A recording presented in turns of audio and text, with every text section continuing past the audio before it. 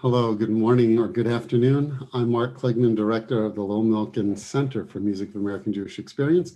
On behalf of myself, our Associate Director, Dr. Lori Black, and with our Coordinator Manager, Beth Kramer, we welcome you to today's program. And before I introduce our guest, just want to let you know that this is a two-part session, and we have other sessions that are coming up in the near future. We ask you to check our website, and we'll put that link into the chat so that you can see it.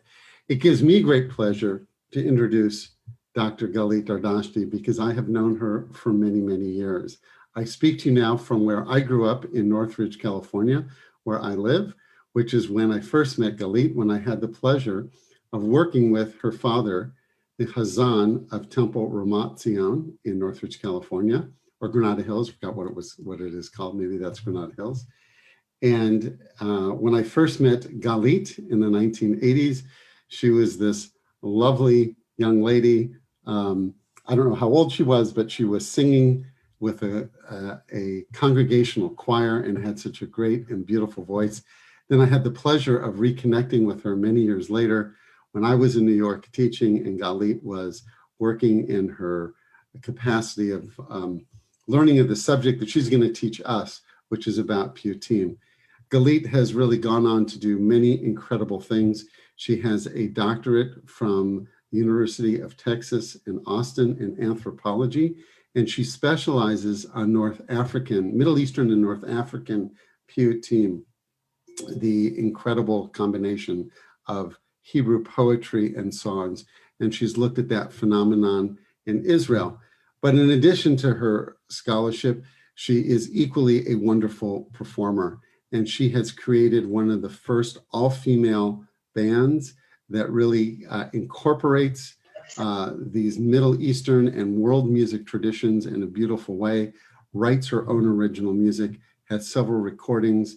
It's always great to hear Galeet in the many capacities in which she serves. And Galeet, we welcome you, and we just want to let everyone know that this is just part one today, and we have part two next Sunday, but welcome to part one. Thank you so much. Thank you so much, Mark, for that beautiful introduction. I'm very excited to be here with all of you, and I kind of think I have a lot to say, a lot to talk about, but we're going to just jump in first with some music before we actually start talking about the subject, which is Sephardi Mizrahi Piyutim, from pulpit to pop chart is, I think, what I'm calling it. And we're going to start with the first piyut, and I will explain what piyutim are. I'll explain a lot of things later, but I want to start with music. So we're going to start with Ki Lo Na'eh, which actually is Adir Bimlukha. And the reason that sometimes many of you might know it as Ki Lo Na'eh, this is a sacred song that many of you may, if you've been to a Passover Seder, if you hosted a Passover Seder, is towards the end of the Passover Seder, one of the songs that you sing after the meal. And since we just recently, many of us in the Jewish tradition celebrated Passover, I thought I would start with that one in particular, since it's one of my favorite Persian Passover songs. And I think this one has a quarter tone in it. If you're a musician, it's the quarter tone in re. So do, re, mi, fa. There it is on the second tone. We'll come back to that later. This Ki Lo Na'eh, there is no singing of the words Ki Lo Na'eh in this version of Adir Bimlukha, even though I titled it Ki Lo Na'eh. So that might throw you, but every time someone sings one of these sacred songs, the text becomes a little bit different in each tradition. So I am also going to do something which maybe I will regret later. But I want to invite you, if you feel like you can, to raise your hand, the Zoom form of raising your hand. If you'd like to sing a verse, I would love to have participation from any brave souls here today, even from this first song, this first piyut that we're going to sing together. So if you're feeling brave and inspired, please raise your hand, and I'll give you a chance to do that at some point. And so you can unmute yourself at that time. Adir Bimlukha, Bachur kahalacha, Gedudav yomru lo, Lecha ulecha, Lecha ki lecha, Lecha vlecha, Lecha Adonai hamamlacha. Dagul bimlucha, hadur kalacha, vatikaf yomru lo, lecha ulecha, lecha ki lecha, lecha vlecha, lecha Adonai hamamlacha.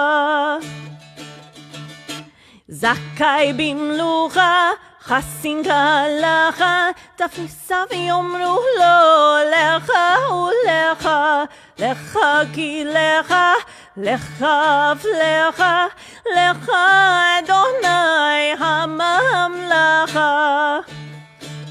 All right, I'm going to do one more and then ask for volunteers. Yachid bimlucha, kahalacha, lemudav yomru lo, lecha ulecha, lecha ki lecha, lecha vlecha, lecha Adonai hamamlacha. Anybody for the next verse? Do we have a volunteer? And you have the transliteration and the Hebrew and the translation. So, would anyone like to sing a verse? All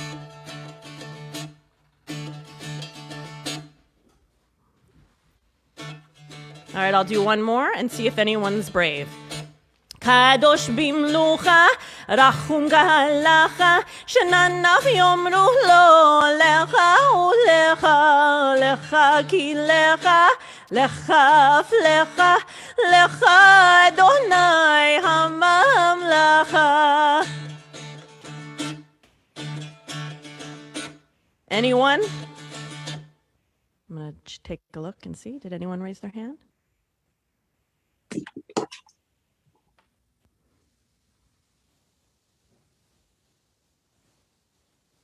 Okay, I don't see any hands raised. I think I might have scared you away mentioning that, Lori has raised his hand. All right, let's hear it. I'll try. It's a little scary, but I'll try. Takif bimlucha, tomech halacha, timim avyon. Can you help me with that part right there? Yeah. Timimav yomru lo. Timimav yomru lo, lecha ucha, lecha ki lecha ki lecha, lecha af lecha, lecha Adonai hamamlacha. That was awesome. I'll do the first verse again. Adir Bimlukha, Bachur kahalacha, Gedudav yomru lo, lecha ulecha, lecha ki lecha, lecha vlecha, lecha Adonai hamamlacha.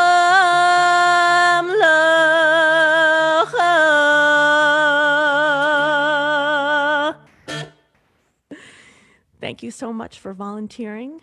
That was wonderful, and that you can add that to your Seder for those of you who have Passover Seders next year. That was Adir Bimlukha.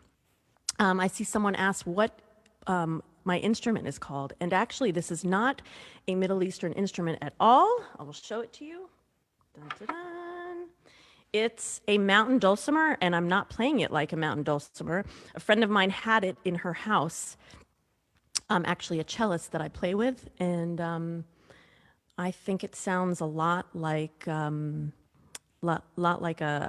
Persian instrument. So I basically, she let me have it, and it's been in my house ever since, and I use it for some of my music. So that's the instrument that I'm playing. Okay, so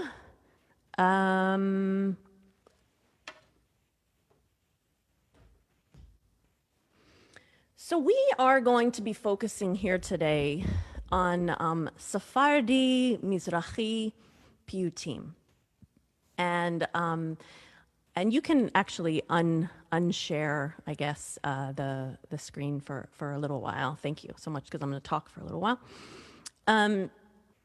Sephardi, Mizrahi, Piyutim.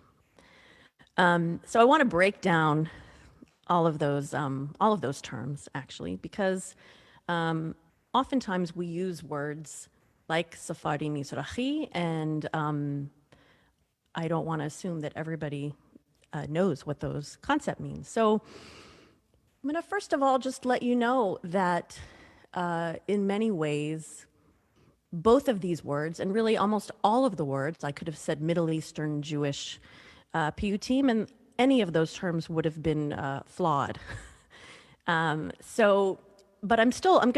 we basically have the terminology that we have, and those are the words that we have, but I'm going to still use them, but keep in mind that they are all flawed. And how are they? Well, first of all, the term Sfaradi. So Sfaradi, Sfarad literally means Spain, right? So the Jews from the Sephardic world, they were forced to leave Spain in 1492, and they dispersed all throughout the Iberian Peninsula, the Middle East, to many different parts of that area, but not to all parts. And so, for instance, part of my family is Persian, and there wasn't a lot of influence from the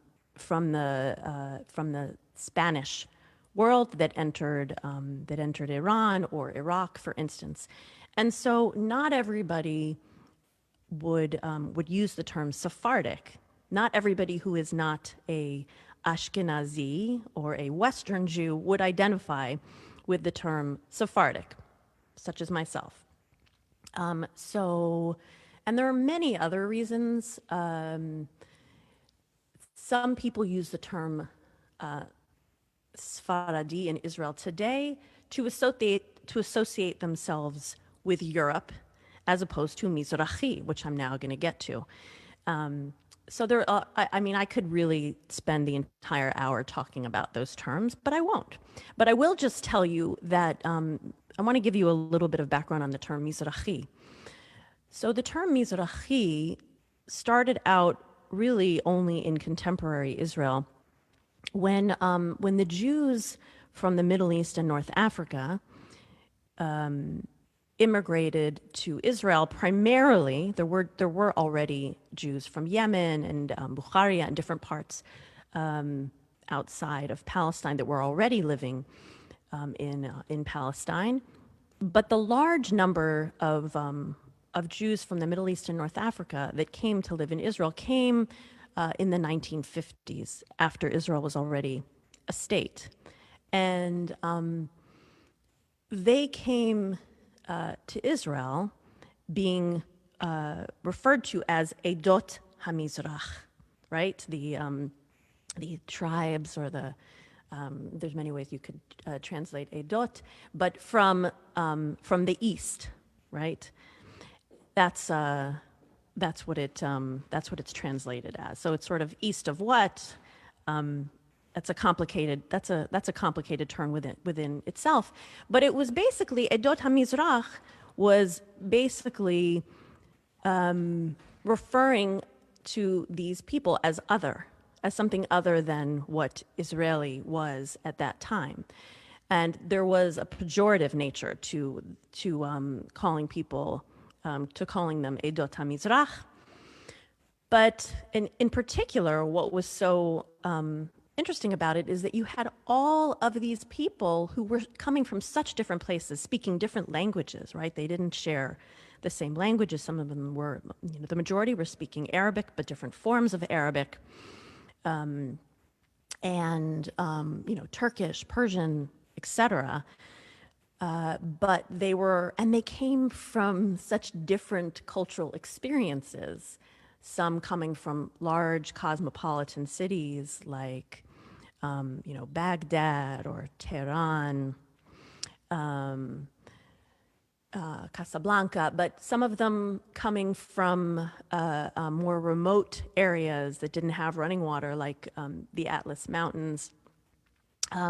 So they had very, very different experiences, and yet they were all categorized as Edot HaMizrach. So ultimately, what ended up happening was this term, this pejorative term, got turned on its head by these Jews of Middle Eastern and North African background, and they claimed it as a term of pride and said, yes, we are the Mizrahim. And what do they have in common? They had this shared experience, really, of discrimination in Israel, because when they came to Israel, it was the 1950s, and these were the primary founders of Zionism were European Jews, and so these Middle Eastern Jews who came after the founding of the state, not before, to the large extent of them, experienced a lot of discrimination. And that's really where the term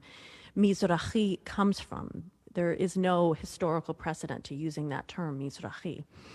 But now, in my academic work, I've only used the term Mizrahi to talk about these people, these immigrants to Israel. But the term has become embraced in a much larger way.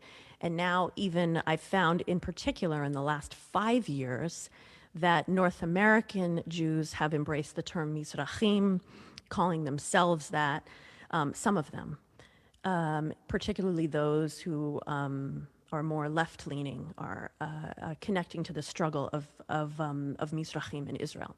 And so you find this term much more widely. And so I am using the term Sephardi Mizrahi to kind of encompass all of the different ways and the many, many ways that that these Jews describe themselves and are described, with the understanding, I hope, from all of you now, that these are still flawed concepts, but they're what we have. So next, I want to talk about Piyutim. I want to talk about Sephardi Mizrahi Piyutim. And some of you may know a lot of Piyutim, even though you might not know the term Piyyut. And what a Piyyut is, it's a sacred song. It's a sacred poem that is meant to be sung, where the music and text are inextricably linked. I have a colleague that called it once, it's like you can't have one without the other. It's like a body without a soul, or a soul without a body. They're connected. And so I wonder if some of you might, in the chat, if you could maybe list some Piyutim that you know, that maybe you know from a Sidur or a Machzor, or just from some other, if you think any of you actually know other Piyutim. I think you probably also have the list that I sent, so that should make it easier. But L'chadodi, yes, that is a Piyyut. El Adon, absolutely. So some of you know some of the Piyutim already, but I actually want you, what we're going to do today is we're going to do a historical understanding of Piyutim and what they came to mean. Because in the second class, we're going to talk about contemporary Israel, because I'm an anthropologist and I write about culture and cultural politics. And I'm going to explain by the second class how these sacred songs came to have meaning in contemporary Israel. So hopefully that will lure some of you to come again for the next class. So so by looking at these songs historically, I'm hoping that we can shift your perspective for those of you who already know some of these Piyutim. I'm sure some of you don't know any of them at all. But I want you to think of these songs as artistic creations, and thinking about why the people composed them. They were really poets and musicians who were experimenting. And that's kind of what I'm hoping, looking at a historical line will allow you to think more rather than just seeing them as things that are in a prayer book. Because these people were trying to keep ritual innovative and alive by attempting to inspire people with each new text and melody. And some stuck in some communities and some didn't. And the authors had different reasons depending on the historical period for composing them. And we'll talk about that. So our focus today is on Piyutim, these sacred songs in the Sephardi Mizrahi world specifically, because some of our greatest Piyyut gems in the Jewish world came from Jews living in Spain or from Jews living in the Islamic world. And second reason is that Jews in the Islamic world continued these practices, these Piyyut practices of singing these Piyutim, while in many and in much of the Western Jewish world and the Ashkenazi Jewish world, they fell away in many ways. And so Sephardi Mizrahi Jews retained more of the texts and melodies. So we have more of them that we know how they're sung. Okay, so we are going to jump in a second to the next Piyyut. But I'm going to go back to talking about why I started with Ki Lo Na'eh, and the next one we're going to sing in a second is Adon Haslichot. Now these are early Piyutim. These are Piyutim that are, we know that they're early Piyutim. How? Because first of all, they're anonymous. And we don't know who composed the texts. These Piyutim started being composed sometime around the 6th century, and they were very innovative in their day. But many of the rabbis, they wanted codification. They wanted the prayer service to be unified. So this started happening around 500 CE. And there was this tension between people who wanted to innovate and have new things all the time, and the rabbis who really wanted to have this codification. Standard prayer books began around 9th century, and but the older Piyutim are actually ones that are, first of all, we know are that are anonymous. We don't know who wrote them, and sometimes other ones are unmetered, unrhymed, and sort of fragments that you could find in a high holiday prayer book. But the ones that we're singing today still do have more of a rhyming feel and have more of a rhythmic structure. But you can pretty much, if you don't know who composed the Piyyut, usually you know that it's fairly old. And there are many religious Piyutim of these sacred songs that are written for the Jewish high holidays. And this next one is one such Piyyut. It's one of the most very well-known melodies that I'm going to share with you for this Piyyut. It's become very, very well known in Israel and in the Sephardi world and beyond. So I'm going to teach you Adon Haslichot, and then I'll say some more words about this and others. Now, did I include transliteration on the bottom for this one? Yeah, okay. So maybe we should I don't assume that everybody here can read Hebrew, so perhaps we should include that. And again, I will offer you the opportunity to sing, because some of you might actually know this one.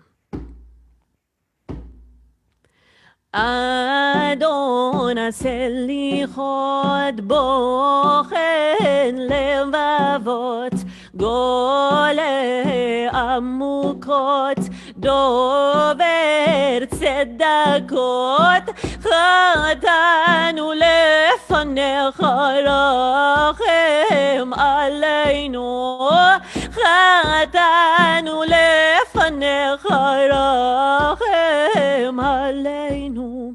האדון בנפלאות, ותיק בנחמות, זוכר ברית אבות, בוקר לנו. חטאנו לפניך רחם עלינו, חטאנו לפניך רחם עלינו. I think I heard someone in there, so I think someone wants to sing. Should we allow someone to sing the next verse?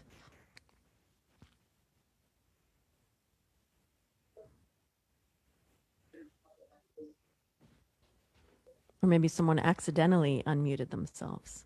Ah, okay. We gotta. Len Hausman.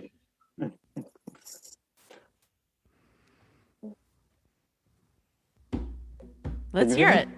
Okay. Trovo metiv la priot, yodea kolistavot, kove shavot, love sedakot, hatanu lefanecha, rachim aleinu, hatanu lefanecha, rachim aleinu. Excellent. Male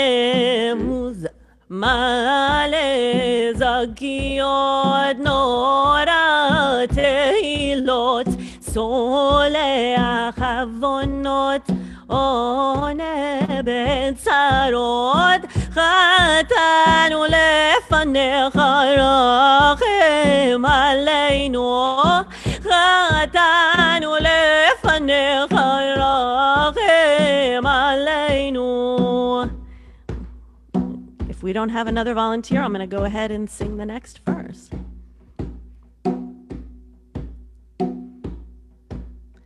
Poel Yeshuot, Tzofei Hadirut, Horei Hadorot, Rochev Aravot, Shomei Tefilot, Temim Deot, חטאנו לפניך רחם עלינו, חטאנו לפניך רחם עלינו.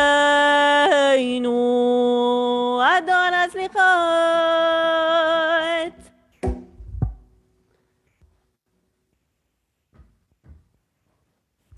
Okay, so that was Adon Haslichot. And thank you for singing.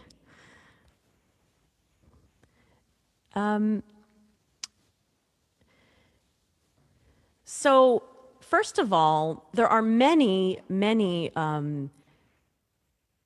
piyutim for Slichot in the Sephardi Mizrahi world, and Slichot is a ritual of singing penitential poems before preceding the Jewish high holidays of Rosh Hashanah and Yom Kippur. Now, in most Ashkenazi traditions, Slichot is sung for just one night, one Saturday night preceding Rosh Hashanah and Yom Kippur. But in almost all Sephardi Mizrahi traditions, you actually sing these penitential poems either sometime after midnight or around 4 a.m. in the morning before the morning services. And you do it for an entire month, not just one day. You do it for an entire month in most of the Sephardi Mizrahi world. And so you find a lot more of these. We have just a lot more in existence in the Middle Eastern Jewish traditions for these kinds of poems. I want to say a few more words first of all, I want to talk about Adon Haslichot in particular, because when I've taught it, I've often had people say, what's up with how happy it is? If you look at the words that I was singing, because you have the English there, the words are, we have sinned, we have sinned, have mercy on us, right? And it sounds to many people like it's really happy. So I will say a couple things about that. First of all, some commentators say that there is joy in the fact that that people can be forgiven. So that's one interpretation. And another interpretation, I think, is that different cultures have very different and distinct ways of speaking to God and of praying in general. And so while some will, very obsequiously and quietly sing their Slichot songs, others, like this Sephardi Yerushalmi tradition, this from the Middle Eastern world, will kind of more yell, or Chatanu lefanecha rachem aleinu. I mean, that will be sung in the synagogue very dramatically and emotionally, but certainly not quietly. And so I just some will sing that way. I think someone said here, begin. Let's see what this person said. Ashkenazi Slichot begin on the Saturday night and continue until the night before the holiday. Right. Yes. So there you have it. That's my explanation for Adon Haslichot and many other piyutim that actually we'll sing today that might be sung in different traditions in a very different, not only a different melody, but in a very different tone, let's say. Okay. I also wanted to mention that this would be sung for sure as call and response in a synagogue. That maybe different people would sing different verses, and everybody would join together. If we were in the same room and not on Zoom, you would all join with me on Chatanu lefanecha rachem aleinu. Everybody together would be singing that. And that's important on a lot of levels, having so many people be involved in singing. There was no, in most Middle Eastern and North African communities, there wasn't a professional cantor, and so having a lot of people involved is how it worked. But I also want to say and make it clear that in at least many of these synagogues, it's not democratic or arbitrary who gets to. It's not just who raises their hand like we're doing it here, in terms of who gets to sing a verse. Okay, well, first of all, let's put aside the fact that women in a synagogue wouldn't get to sing the verses because they're not playing the role of cantor in the synagogue. But they certainly sing piyutim in other contexts outside of the synagogue. But aside from the gender issue, even among the men, not everyone gets to sing a verse.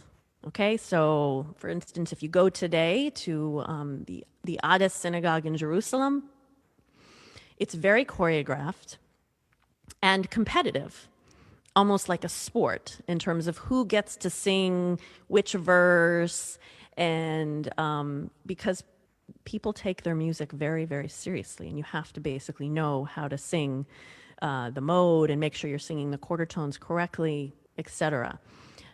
So while call and response is extremely important, I just want to put it out there that it is not always arbitrary who gets to sing. And I also just want to mention, as I'm teaching these songs, I want to make clear that we don't know what these ancient piyutim sounded like. So I don't know when Adon Haslichot was written. I don't know how people sang it. So even though these are old texts, I'm not proposing that these are the same melodies. These are the melodies used today, but not I'm sure how this piyut was sung when it was first written. Okay, so we're going to go to the next important, very very important period of the composition of piyutim, and that is the golden age of piyutim in the Middle Ages in Spain. This was a period where today still these are seen as some of the best of piyutim that are out there in terms of the quality of the texts. And some of the, I'm talking about poets like Yudah Halevi, Ibn Gvirol, people like that. And they lived in Spain. And does anybody know what language they spoke, these poets who were living in Spain? Okay, Ladino. Ladino. Ladino was a good guess, but no. I see someone else answered Arabic, and that is correct. That is the language that's the language that these people spoke. They spoke Arabic, and this was a very revolutionary period, even for the composition of Arabic poetry, Arabic secular poetry, and the Jewish poets were very influenced by this secular poetry, and a lot of what was happening with Arabic poetry entered the religious poetry. So I'm not going to say too much about it, but I just want to say that these poets began expressing like personal expression. They started in their poetry using the term, speaking in the first person, sort of evoking a private conversation with the divine. And piyutim are used to unify community on different things of joy, frustration, longing, and not only in the context of a prayer service. That's a big, a new thing. And we start knowing who composed these piyutim, and we know that because if you can read Hebrew, and there are these acrostics, and an acrostic is when the first letter of each stanza ultimately spells something, and that's really how these poets inscribe their names in the poetry. And so that's how we start knowing we start knowing who all of the composers are.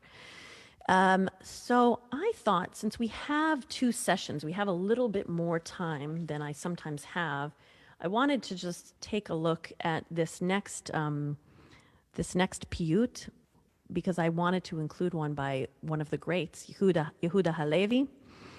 And I chose this one more for the text. That's a great idea if you could make it a little bigger. I chose it more for the text than for the melody, because I think it's an interesting one textually. We have it back on, or I think you're working on that. So I learned this. So Yehuda Halevi, he lived in Spain 1085 to 1141. And like I said, he was one of the greatest Hebrew poets. He was also a philosopher and a physician. And but he lived in Spain during a period of religious fanaticism, both Christian and Muslim. And he lived during a period where Jews were persecuted. And in this poem, many people believe that that's what he was writing about. So I'm I'm not going to take the time. I want you to give you some time to actually just look over the translation, because it's beautiful. It's a beautiful poem, and this translation was done by Ray Shinlin, Professor Ray Shinlin, who's wonderful at translating, and so you can hear some of the onomatopoeia and in the beautiful translation here. And I guess I'll ask: does anybody have a sense of what this poem might be about? I mean, it's poetry, so it's up for interpretation. Of who, for instance, who is the dove in this poem, especially based on what I just told you about the time that that he was living in. I'll just give you a second to look at the poem.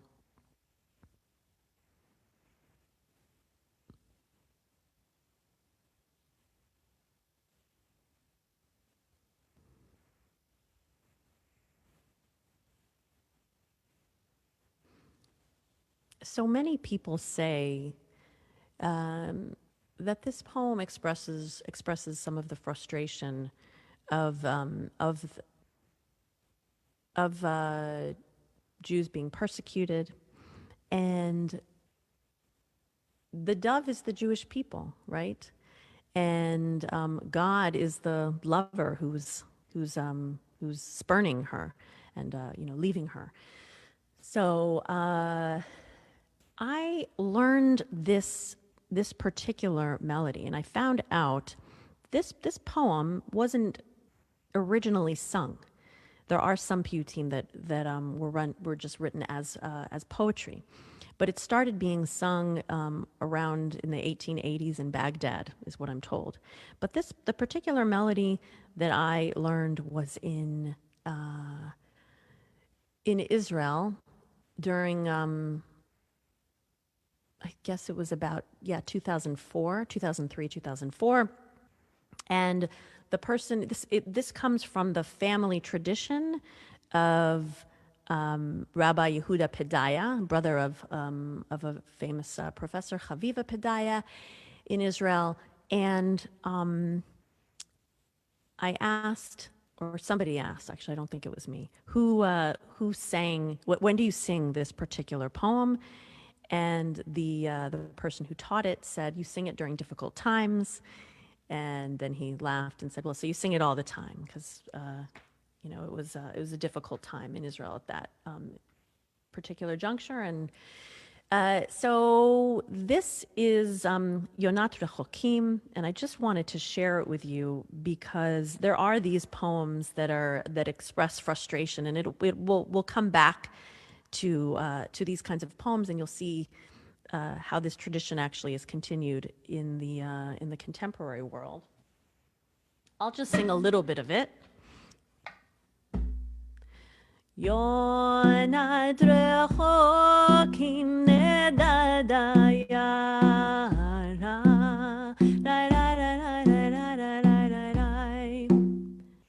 kash lavelo yachla lehi nara,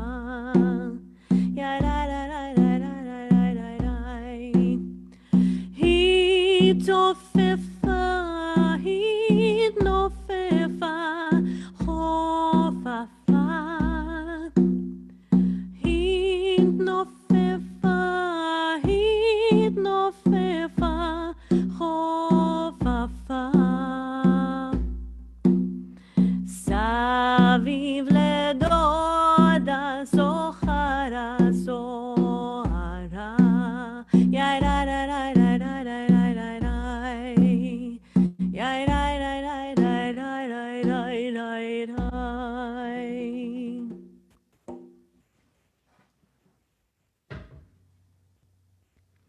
So piyutim there used to express the frustrations, the longings of the Jewish community.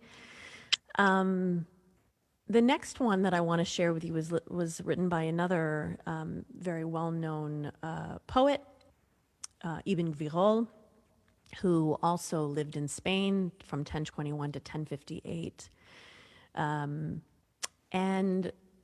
this particular poem is actually in some prayer books, and it describes the ways in which the early morning hours of dawn are so apt for prayer and meditation. And this one I think is very beautiful. And I want to say that this melody was taken from a beautiful Sephardic melody. And I think was used originally for another piyut, even though the melody came from a Spanish song. The person who put the melody with this particular text, I believe, was Rabbi Roli Matalon. And this is how this one goes. Shachar avakeshcha tzuri umisgabi eroch lefanecha shachri vegam arvi lifnei gedulatecha remol devebahen ki encha tirechol machshavot libi ma ze asher yuchal halev ve'halashon לעשות ומה כוח רוחי בתוך קרבי הנה לך תיטב זמרת אנוש על כן עודך בעוד תהיה נשמת אלוהי.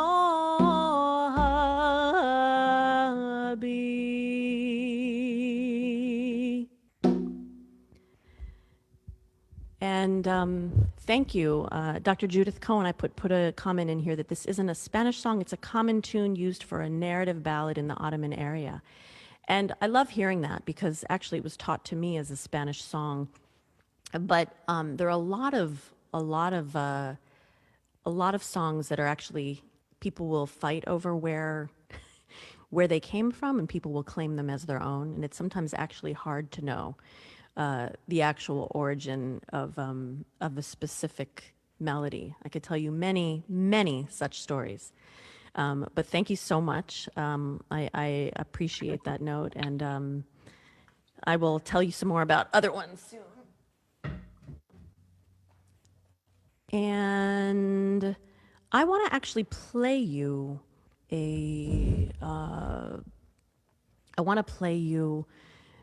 this next piyut. I'm not going to sing it for you. The text itself comes from 12th century France. It was written by Rabbi Ephraim ben Yitzchak of Regensburg, and you can actually see that in the, if you can read Hebrew, you could see that in the way that the letters, in the acrostic. This particular piyut is also from Slichot, from the Slichot tradition, and it's about the binding of Isaac, which you find in a lot of Slichot Piyutim. It's a common theme, and this particular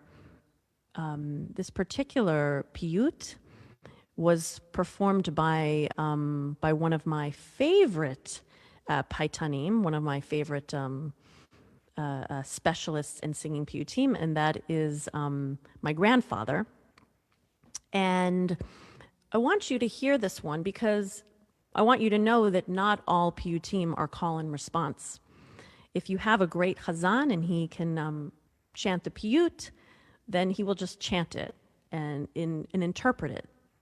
Some of you may be more familiar with Western cantorial music, and I'm sure probably you've heard a great cantor be able to interpret that religious text. And some of this that you're going to hear is improvised, particularly the dramatic parts. And so the way he's singing it here is probably not, for sure, is not the same way he would sing it another time. My grandfather, who's singing this, Galeet Dardashti, he was one of the most famous singers of Persian classical music. So not a professional cantor, but there were not professional cantors. So if you can get a singer as good as him to lead you in services, you're in good shape. So I want you to pay attention as you're hearing this chanting to where his voice rises and how this poem is being interpreted. If you notice anything in particular, please put your notes in the chat of where his voice rises and why. And I apologize that I don't have transliteration, so I'll let you know as we're listening to the MP3 where we are in the text. And he's going to start singing 1, 2, 3, 4 in the 5th stanza, where it says in English, he responded with words so as not to frighten him. Okay, so that's where we're going to be starting as we're listening to this. And clearly this was written in 12th century France. This text traveled all over, and this is my grandfather singing it in Iran.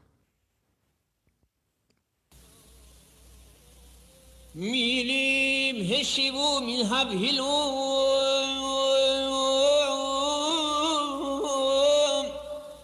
vayan vayomerlum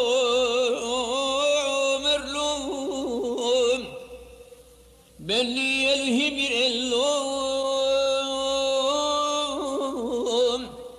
veyudaduna ethasherlum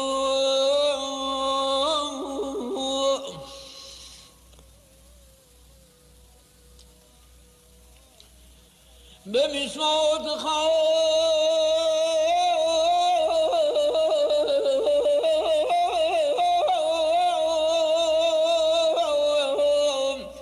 شنهم نزهاریم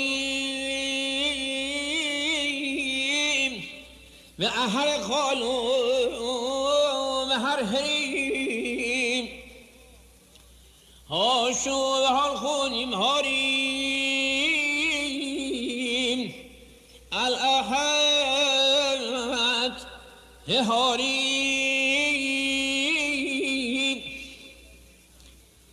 روت تلولو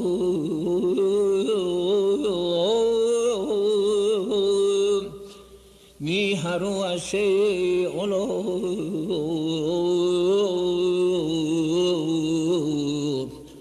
يا حد بأهباك لولا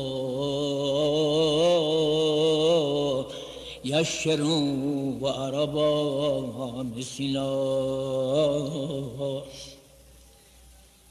On the next page now.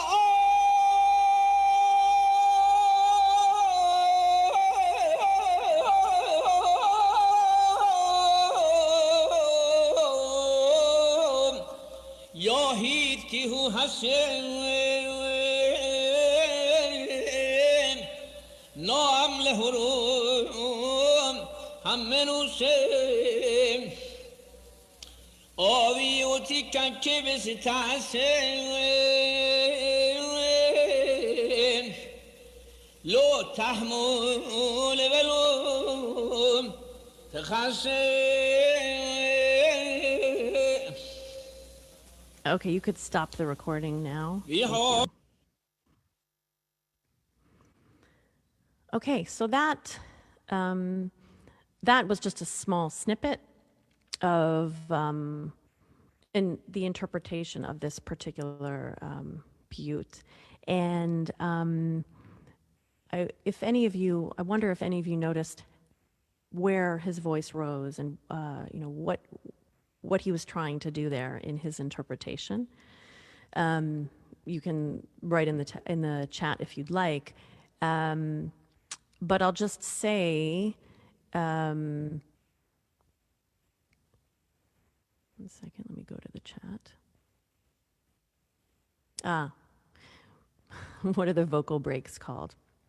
Yeah, so the way he's singing is employing all of the skills that he has from Persian classical music. As I said, he was a famous singer of Persian classical music. So the breaking of the voice is called tahrir. And so, when he's singing, yo, yo, yo, those are all, that's classic Persian classical music. The way the breaking of the voice is used as a really important technique in Persian classical music. So it's also called cha-cha and tahrir. So I just want to say that the way that his voice, tahrir, yes, and the way that his voice goes up there is, he's dramatizing the poem there. That it was in that paragraph where it says the singular one saw that he was the sheep, right? It's this dramatic moment where, he realized that he's about to be sacrificed. So I love listening to that interpretation, because I think many people have not heard a good singer from a good cantor from the Sephardi Mizrahi world interpret a poem in the way that you probably, if many of you are from the Jewish world, would hear a Western cantor be able to do that. I don't know, actually. I don't know what cha-cha means. That's a great question. I don't know the answer to it, and I'll look into it for the next session, and I'll get back to you. Okay, so I want to do one more. I want to do one more piece from the Middle Ages, from this same period of Spain, and that is one of my favorite piyutim, which is El Nora Alilah, which was composed by Moshe ibn Ezra, one of the most well-known of the poets. And this is from 11th century Spain. And El Nora Alilah, some of you may be familiar with this piyut because it's used in both Ashkenazi world and in many Middle Eastern Jewish traditions. And it's at a very dramatic part in the high holiday services. It's from Yom Kippur, and it's from a part of Yom Kippur called the Ne'ilah service. And Ne'ilah literally means locking. And the image is that the gates of the heavens are locking, and it's your kind of last chance to sort of make your amends with God.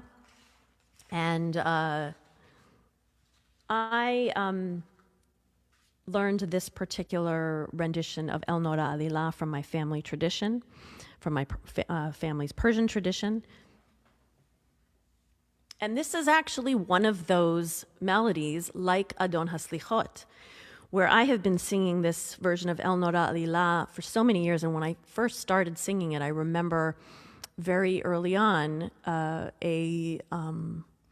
Ashkenazi cantor saying to me, that doesn't sound like, the right affect for El Nora Alilah. So again, people have very different ways of asking for penitence, depending on the culture that you're coming from. Actually, I think I'm going to use a different drum.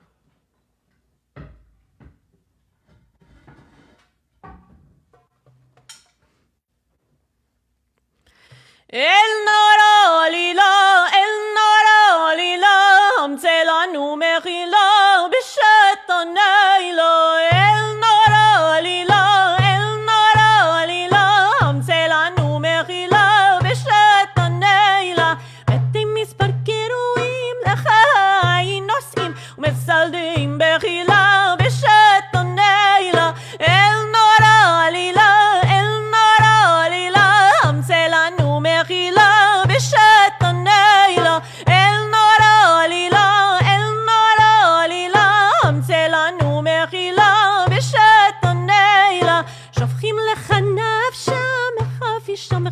שם המציעים בחילה בשעת הלילה אל נורה עלילה אל נורה עלילה המצא לנו מחילה בשעת הלילה אל נורה עלילה אל נורה עלילה המצא לנו מחילה בשעת הלילה. All right, I'm going to pause because I want to try to give some people an opportunity to sing.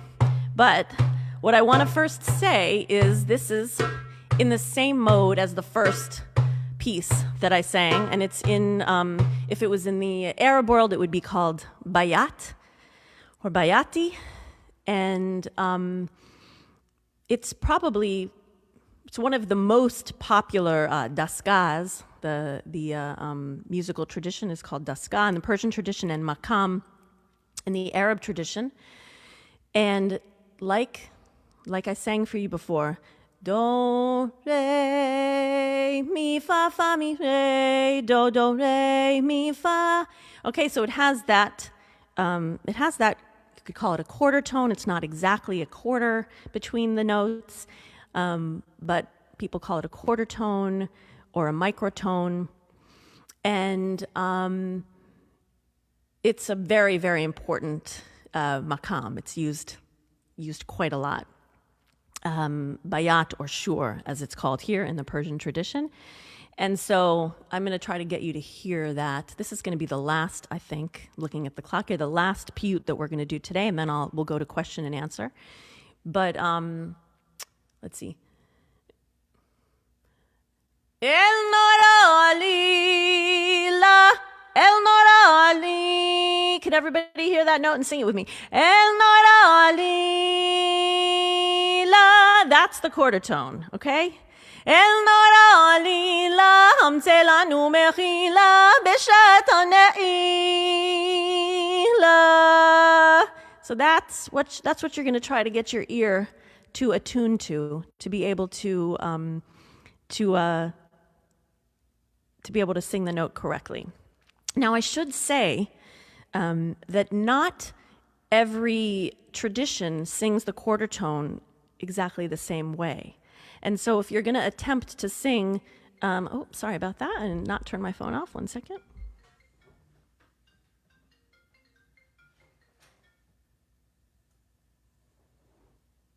So not every tradition, if you're going to sing Turkish, if you're going to sing the same mode, if you're going to sing bayat in the Turkish tradition, or if you're going to sing shur, which is bayat in the Persian tradition, you're going to sing the quarter tone slightly different, depending on what tradition you're from. So sometimes when I try to sing Turkish music, it sort of makes my brain go a little crazy because the notes aren't in exactly the same place.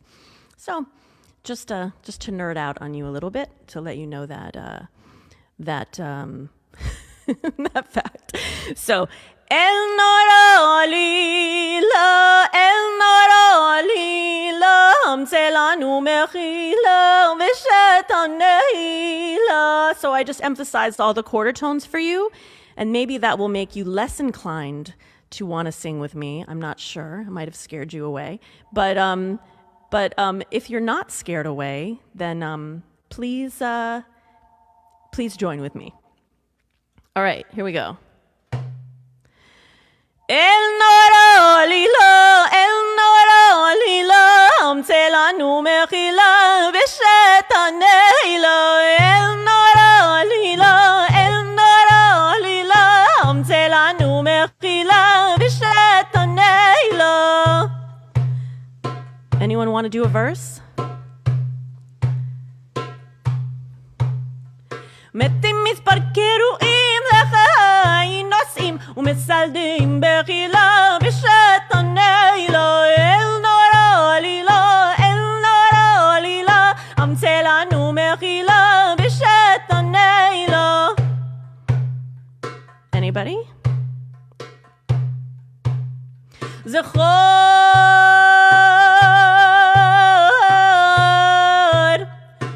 צדקת אביהם וחדש את ימיהם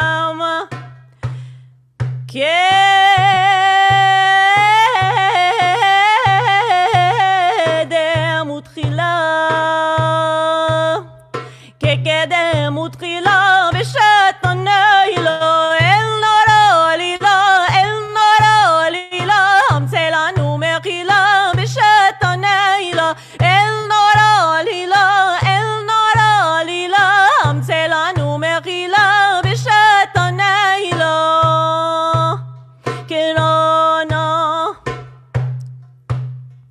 קרנה שנת רצון להשיב שארית הצאן לאוכליבה ואוהלה בשעת הנעילה אל נורא עלילה אל נורא עלילה המצא לנו מחילה בשעת הנעילה אל נורא עלילה אל נורא עלילה המצא לנו מחילה בשעת הנעילה המצא לנו מחילה בשעת הנעילה.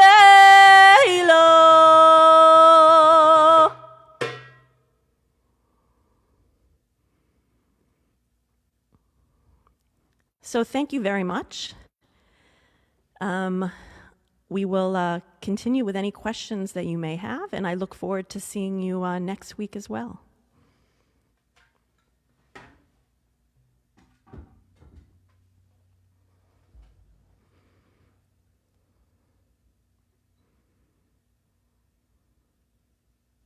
If there are any questions, you can feel free to just unmute yourselves or raise your hand if you'd like to be polite.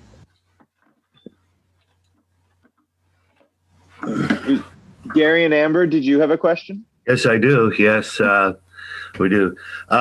Is there a Mizrahi version of Ein Kelo Kenu? I know a Sephardic version in Ladino and Hebrew, but is there a Mizrahi version? Oh, I mean, I'm sure there's like a million of them. That's okay. I can't. I mean, I wrote one actually, so that's the one it's the only one I can get out of my brain right now. But it's Okay. it's in a Sephardi Mizrahi style. But I'm just trying to think. Say thank you after. I can't think of any right now to share with you. But there are many. There are many. There are many. All right. Well, thank you. All right. You're welcome. Oh, and Mark Kligman, I saw he had a question.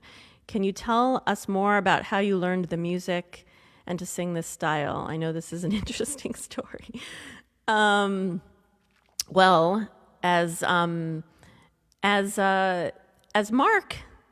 Professor Mark Kligman knows, since he knew me as a kid, I didn't grow up singing Middle Eastern music at all. I grew up going to conservative with a capital C synagogues, where my father was the Chazan. My father is Iranian. He immigrated to this country when he was 19. And it's a really long, crazy story. He came. My grandfather, as you heard, he is an amazing singer of Persian classical music. But my father was coming to this country to study to be an architect, and then he eventually, he was an amazing singer. He was an amazing singer in Iran too. He was kind of a teen idol. But he came here and he was gonna be an architect. But then that didn't exactly happen because there were just so many musical things happening that he realized that he wanted to be a singer. And then eventually he became a cantor. But what kind of cantor? He went to the Jewish Theological Seminary. And that's in Manhattan, and you basically are learning Western cantorial traditions. And so that's what I grew up hearing my Iranian father doing. So I'm very, very familiar with Ashkenazi cantorial traditions. And so the story is that I eventually, I went to Israel during college, and I heard, before that, when I was a kid, I heard my grandfather singing Persian classical music, but it wasn't, it's not the music that I was familiar with. I thought it was beautiful, but I thought it was very unfamiliar and very foreign. So I, it was beautiful music, but it wasn't really I wasn't familiar with it. And ultimately, as I became older, I got more and more interested in learning about my father's side of the family, his heritage. And I went to graduate school to study. First, I thought I was actually going to study Persian music and learn more about my grandfather's tradition, because I wanted to know, after he immigrated to Israel, why didn't he get the opportunity to perform so much in Israel? And I learned about some of what I was telling you about, some of the discrimination towards Middle Eastern Jews in Israel. So anyway, it's really through, in part, my graduate studies that I came to, really largely through my graduate studies, that I came to begin immersing myself in Middle Eastern music. And this is what I always try to tell people. I mean, I didn't grow up singing this music. So if I can learn to sing this music, you can too, because even though this is my family history, I didn't grow up singing it at all. So I eventually, during my fieldwork as an anthropologist, I got to study Persian classical music, and for the first time, and learn to make those takrir, cha-cha sounds come out of my mouth. So that's I could go on forever, but I think I'll end there with that question. Thank you for asking, and I'll see what other questions are here.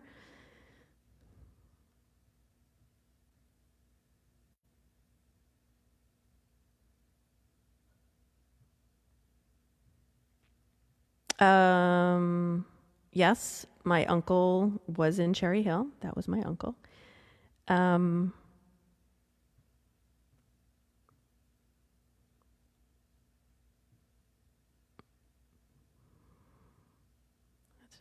going through these.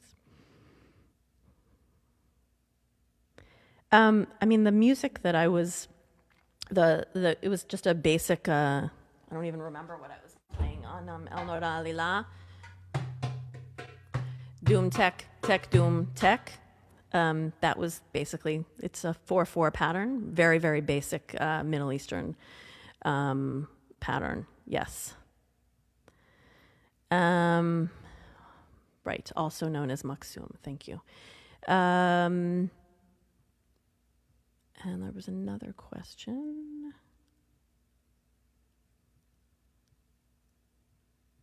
But I forgot what it was now. Thank you for all of your kind words also, thank you. And I think that's it, unless I missed one. There was one question about congregations where one can hear. Oh yeah, congregations. Mark might be actually a better one, because I only just this year started writing about the United States. So in Brooklyn there are tons of synagogues where you can hear Slichot, and there's also a synagogue in Manhattan. But I just don't know. My research has almost exclusively been in Israel. So Mark, if you wanna field that, I know some of the synagogues. There's an Egyptian synagogue, and I know all of this mostly from Mark. So I feel that he should answer this question. Well, I guess I would want to know what someone wants to know a little further, because it's a big answer, because there's so many different congregations. It's hard to know exactly how many congregations are in the United States, because there's no central body to all these things. But in Brooklyn, there are Moroccan, Persian, Syrian, Egyptian. There are different flavors of Syrian. If Syrian Jews came from somewhere in Latin America, there's one Lebanese Jewish congregation in Har HaLebanon. It's really a very complex network. In parts of Queens, there's Bukharian synagogues. There are really, communities really spread out through the United States. Most cities outside of the concentrated, centers have Sephardic congregations that are generally a a mix or a hybrid of many different traditions, and it's dependent upon who the leadership is, who are the people that sing, who are the financial donors of the synagogue, as to know what influence there is. Where I live in Los Angeles, in the Pico Robertson community, in the Fairfax community, there is always this very dynamic sense of how these congregations are just ebbing and flowing and on different combinations. And a lot of it has to deal with different trends that come out of Israel and different things that are happening there. So it's, we need to see it as a very dynamic, fluid environment that's, it's not a fix, it's a very moving, entity of musical influences. And I think, what it is to be Persian in the United States is really unique because many Persian Jews are a part of Reform Orthodox and conservative congregations, and many Chabad congregations that have a lot of Persian Jews as well. And that's very different than it is in Israel. So, a lot of these definitions of, community origin, get redefined in interesting ways. Yes, absolutely. Thank you. And that, even if you're at a synagogue that very clearly marks itself as, as Persian or Iraqi, that doesn't mean that every piece that you're going to hear in that congregation comes from that tradition, because there is so much borrowing from and has been for a very, very long time. I mean, even in Iran, and this is what I always try to explain to people, I know that my grandfather was influenced by Kulthum, who was like the diva of the Arab world. So so there was always borrowing, and it always was dynamic. That's what culture is. So thank you so much for fielding that question, Mark. I appreciate it. I think there's one last question. Susan Frank has been sitting very patiently with her hand up, so I just want to make sure we acknowledge her as well. Oh, Lori, thank you. That was my question. I so appreciate Oh, sorry. Thank I didn't even look that closely. Oh gosh. All right. Well, in that case, I guess this is our opportunity to just say a very, very big thank you again, Galeet, for just a wonderful part one of this workshop. To think that we get to do this again, I'm excited. No, this was really wonderful, and I was so glad to see so many people dancing and moving in front of their cameras and singing along. So thank you so much for getting our Sunday going. Oh, thank you so much. And next time we'll speak about what some of the musicians in Israel are doing with Piyutim. Also, that'll be at the end of the talk. So.